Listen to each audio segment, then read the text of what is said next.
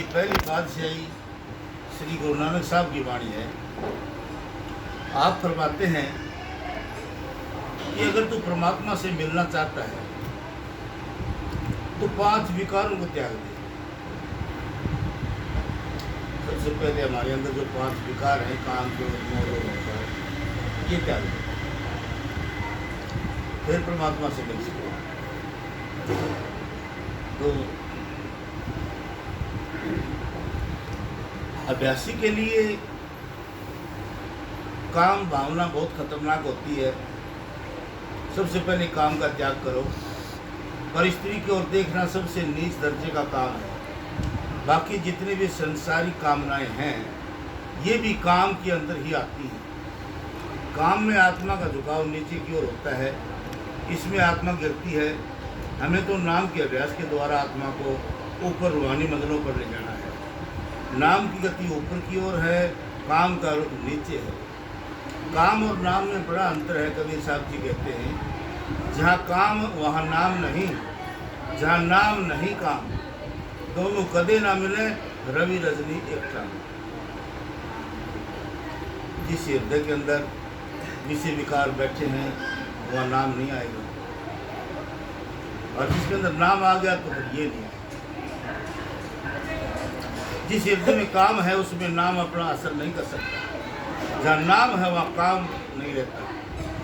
जिस प्रकार जहाँ दिन है वहाँ रात नहीं हो सकती, जहाँ रात है वहाँ दिन नहीं हो सकता। यानी रात और दिन दोनों एक साथ नहीं रह सकते। इसी प्रकार काम और नाम का भी कोई मेल नहीं। आगे कहते हैं कि क्रोध को छोड़ दो, क्योंकि क्रोध में रूह फैलती है और हमें तो अपने रूह को सिमरन के द्वारा एक करना है, एक बिंदु पर ले जाना है।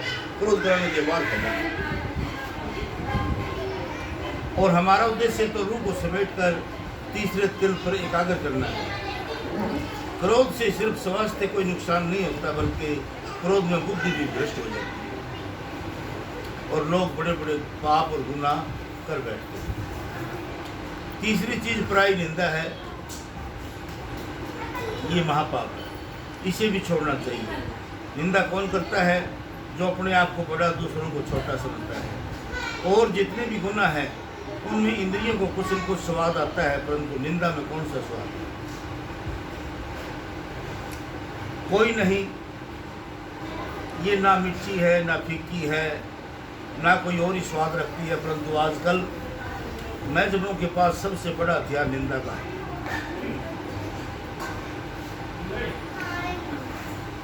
एक मजहब दूसरे मजहब की निंदा करता है, ना कुछ लेना ना कुछ देना, व्यर्थ ही पापों का भार सिर ऊपर उठा लेना। गुरु नानक साहब जी क्या कहते हैं? निंदा भली किसी की नहीं, मन मुख मुग्ध करनी, मुंह काले तिल नींद का नर के घोर। तो बोले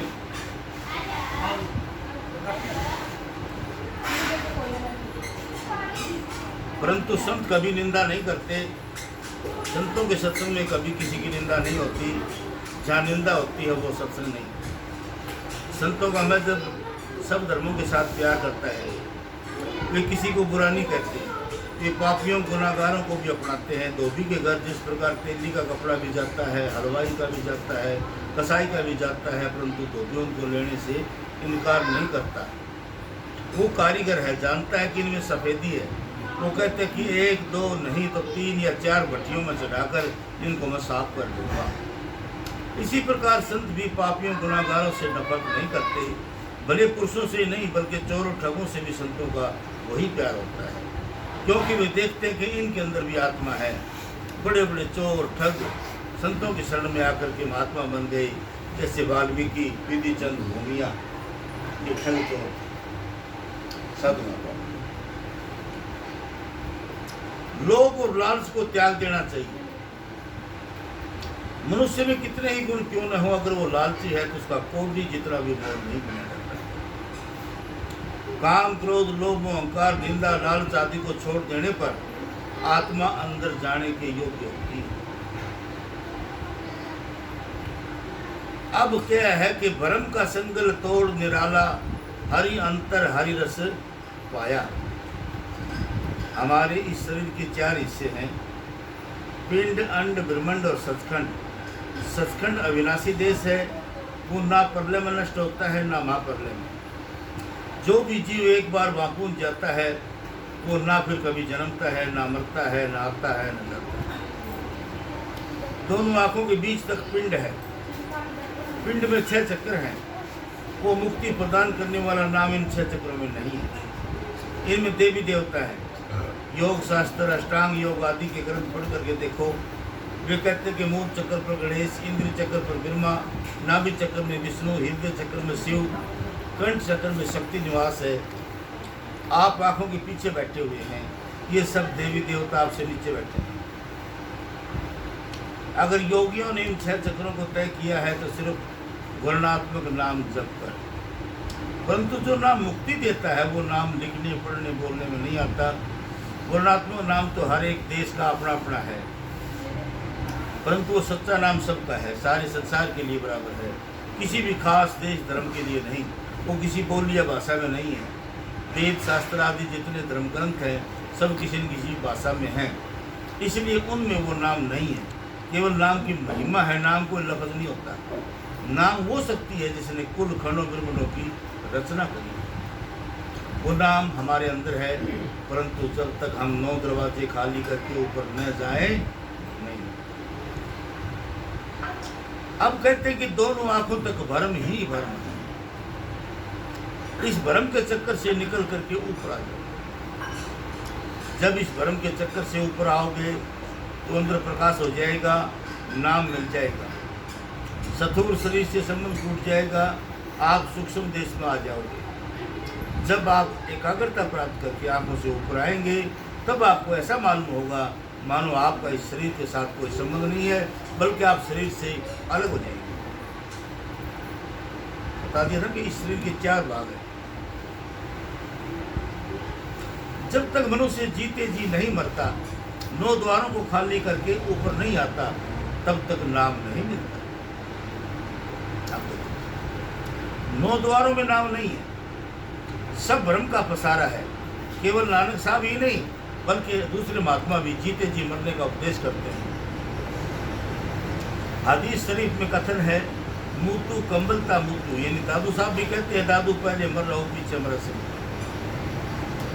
सिमरण के द्वारा पहले अपनी रूह को 9 द्वारों से निकाल के आंखों के पीछे ले आए, यही जीता जिंदा बन।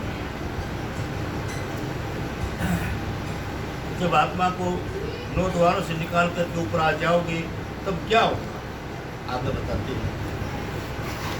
निशी दामिनी जो चमके चंदायन देख, है निशी ज्योत निरंतर पे। कहते हैं कि जब 9 द्वार खाली करके ऊपर आओगे तो जैसे काली रात में बिजली चमकती है, वैसे बिजली की चमक के समान प्रकाश दिखाई देगा, अंदर प्रकाश हो जाएगा। जब और आगे आओगे तो तारामंडल आएगा। तुलसी साहब जी कहते हैं इसके बारे में, गगन द्वार दिखे एक तारा, अनहद नाद सुने जनतारा। ये निशानी है मालिक के दरवाजे की पहली, ये निशानी है। गगन द्वार दिखे एक तारा, अनहद नाद सुने जनतारा। ये पहले दरवाजे के भीतर कदम रखने की निशानी है। हजरत इब्राहिम भी कहते हैं कि जब मैं अपने अंदर गया तो मैंने एक तारा देखा। इसी तारामंडल का जिक्र करते हुए गुरु नानक साहब जी फरमाते हैं, गुरु नानक साहब का भी यही है। तो उस साहब ने बता दिया कि मैंने तारा देखा। गुरु नानक साहब भी कहते तारा चढ़िया लंबा, क्यों नजर निहालिया राम, सेवक पूर कर्मा सतपुर सब दिखाया राम। कि मेरे भाग्य थे, मेरी किस्मत अच्छी थी।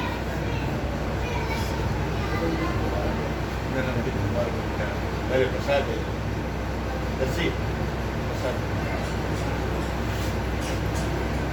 कि मैं भी जब अंदर गया तो मैंने भी तारा देखा। ये तो सतगुरु की मौत है, उसने अपना दर्शन कराने का मेरे को रास्ता बता दिया। तारामंडल के बाद सूरज और चंद्रमा आते हैं, जिनको लांग करके आत्मा को आगे जाना पड़ता है। हजरत मोहम्मद साहब भी कहते हैं कि मैंने चंद्रमा के 2 टुकड़े किए हैं। इसी सूर्य और चंद्र के मंडलों को वेद देवयान और पितृयान मार्ग कहते हैं। वेदों में ये बात है। जब देवयान और पितृयान मार्ग को पार कर लोगे तो आगे शेष दल कमल आएगा, जहाँ 1000 बत्ती की ज्योत चल रही। जितने वेदांती अंदर गए भी इस ज्योत को देख करके कह उठे, अहम ब्रह्मस्मि, कि हम ब्रह्म रूप हो।